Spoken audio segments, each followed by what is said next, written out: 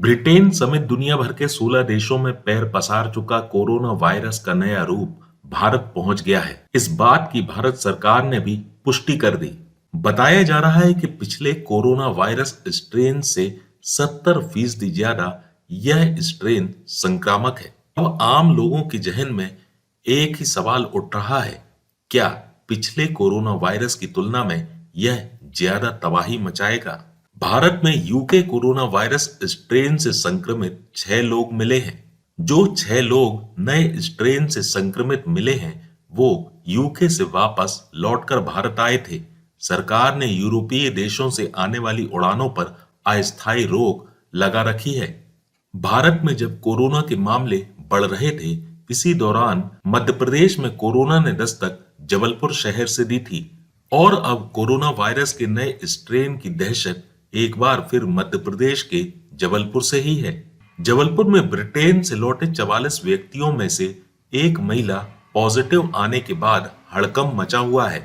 Positive आई 52 वर्षीय महिला का इलाज मेडिकल अस्पताल में चल रहा है, जहां सावधानी बतौर महिला को अलग कमरे में रखा गया है और महिला का खास ध्यान रखा जा रहा है। हालांकि डॉक्टरों का कहना है कि महिला में फिलहाल किसी तरह के सिम्टम्स नहीं है और महिला पूरे तरीके से स्वस्थ है। क्योंकि महिला 12 दिसंबर को भारत आ चुकी थी, लिहाजा यह आशंका जताई जा रही है कि महिला भारत में आकर ही संक्रमित हुई है। लेकिन महिला की ट्रेवल हिस्ट्री ब्रिटेन की है, लिहाजा महिला में कोरोना वायरस के नए स्ट्रेन के कोई लक्षण नहीं है। इस बात की जांच की जा रही है। कोरोना संक्रमित इस महिला की रिपोर्ट चिकित्सकों ने पुणे की लैब भेजा है, ताकि यह पता लगाया जा सके कि यह महिला नए स्ट्रेन की वजह से संक्रमित है या फिर मामला पुराना ही है।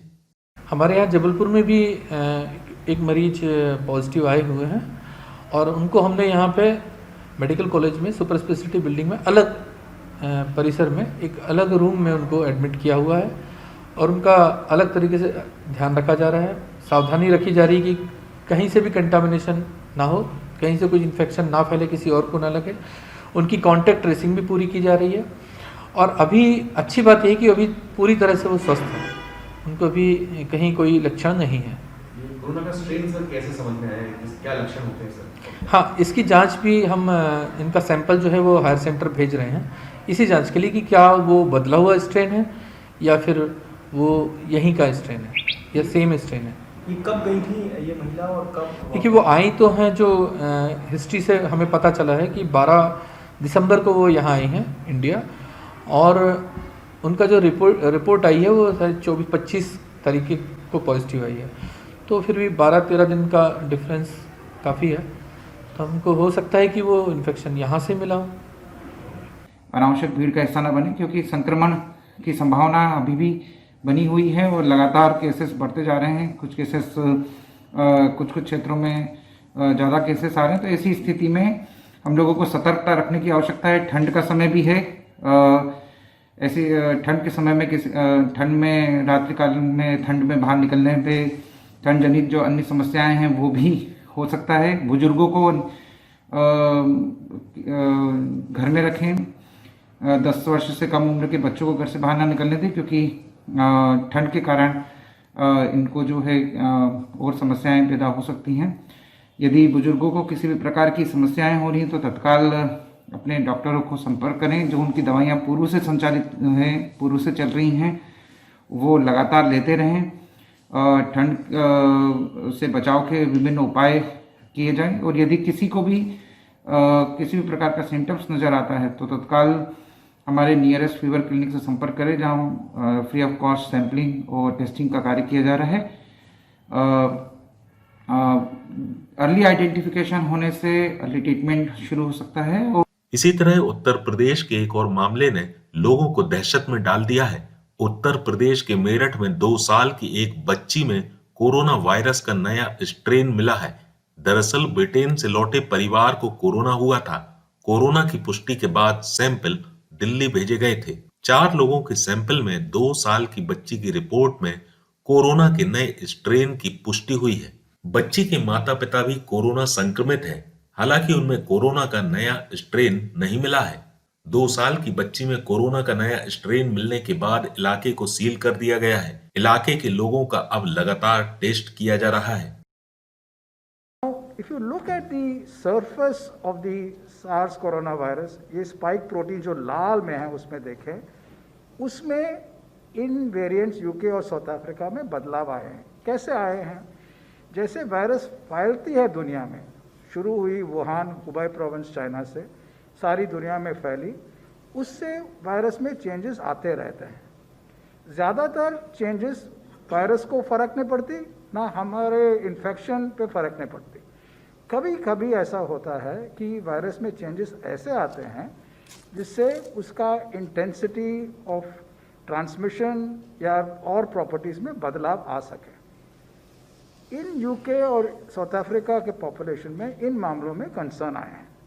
और दुनिया में बेस्ट लेबॉरेटरीज हैं हमारे पास। उन्होंने क्या काम किया, तो आज हमने प्रस्तुत किया आपके कि एक पहले जैसे काम कर रहे थे, वो एक नेटवर्क की तरह काम कर रहे थे, मिलजुल के कर रहे थे, लेकिन अब उसको बिल्कुल फॉर्मलाइज तरीके से एक स्ट्रक्चर दिया गया है, बहुत जल्दी में दिया गया, बहुत तरीके से कॉम्प्रिहेंसिव तरीके से दिया गया, और एक कंसोर्शियम बनाया गया है इंसाकॉग, जिसका एक्रोनिम रखा गया है कि 10 लेबॉरेटरीज़ में जो बेस्ट लेबॉरेटरीज़ हैं, दुनिया की बेस्ट लेबॉरेटरीज से कंपेयर करती हैं, वहाँ पे हम मिल के काम करेंगे। यहाँ के वो जहाँ लोकेटेड हैं वहाँ के एरिया को करेंगे कवर, और दूर के एरियाज़ को भी बांट लिया गया है, ताकि कहीं से भी जब जीन सीक्वेंसिंग करनी है तो वो पहुंचाई जा सके तेज़ी से और रिपोर्टिंग हो, और इसके SOP को स्टैंडर्डाइज कर दिया गया।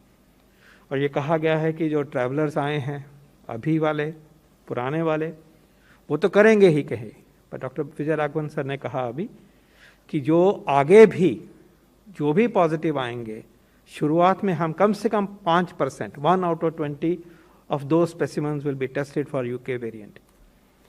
तो ये सैम्पलिंग से नज़र रहेगी, और एक्चुअली मुझे कहना चाहिए कि सिर्फ UK वेरिएंट ही नहीं, कोई और भी वेरिएंट जो दिखाई दे, क्योंकि ये भी कोई रूल आउट नहीं करता कि ऐसी कोई नई म्यूटेशन जो ज़्यादा नुकसानदायक हो और या भले वाली भी हो, कहीं भी हो सकती है, हमारे देश में भी हो सकती है। तो जैसे पहले हम वॉच कर रहे थे कि ये म्यूटेशंस हैं, ड्रिफ्ट हो रहा है, बदल रहा है स्वभाव इसका, उसको देख रहे थे, अब उसमें तेज़ गति लाई गई है with a special focus on the UK1 variant. तो एक साइंस की रिस्पॉन्स है।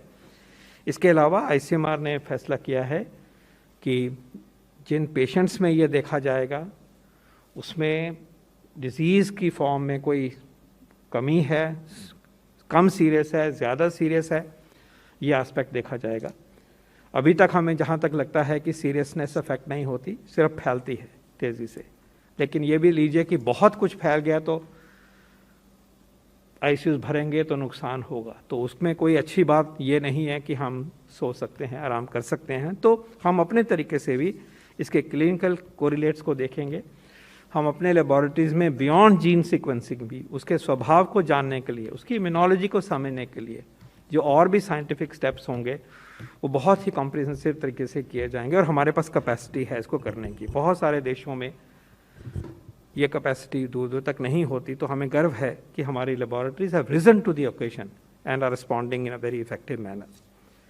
The second part of the response is the public health response by the government, by the administration. उसमें कोई कोताही की कोई गुंजाइश नहीं है। आपको बता दें कि 25 नवंबर से 23 दिसंबर तक कुल 33,000 लोग यूके से भारत के अलग अलग एयरपोर्ट पर उतरे। इनमें से 114 लोग कोरोना पॉजिटिव मिले। इनके सैंपल भारत के 10 अलग अलग प्रयोगशालाओं में भेजे गए। कोरोना के नए स्ट्रेन की शुरुआत ब्रिटेन से हुई थी। इसके बाद यूरोप के कई देशों में इसके मामले सामने आ चुके हैं। अभी तक की जानकारी के मुताबिक Denmark, Netherlands, Australia, Italy, Sweden, France, Spain, Switzerland, Germany, Canada, Japan, Lebanon, Singapore में कोरोना के नए स्ट्रेन के केस मिल चुके हैं। कोरोना का नया स्ट्रेन ऐसे समय में आया है जब भारत में वैक्सीनेशन की तैयारियां जोरों से हो रही हैं। वैसे ब्रिटेन से फैले कोरोना के नए वेरिएंट पर रोकथाम के लिए भारत ने 23 दिसंबर को ही ब्रिटेन की सारी फ्लाइट्स पर रोक लगा दी थी। कोरोना का ये नया रूप इसलिए चिंता बढ़ा रहा है क्योंकि ये करीब 70% से ज्यादा संक्रामक है और कम आयु वर्ग के लोगों को भी अपनी चपेट में ले सकता है।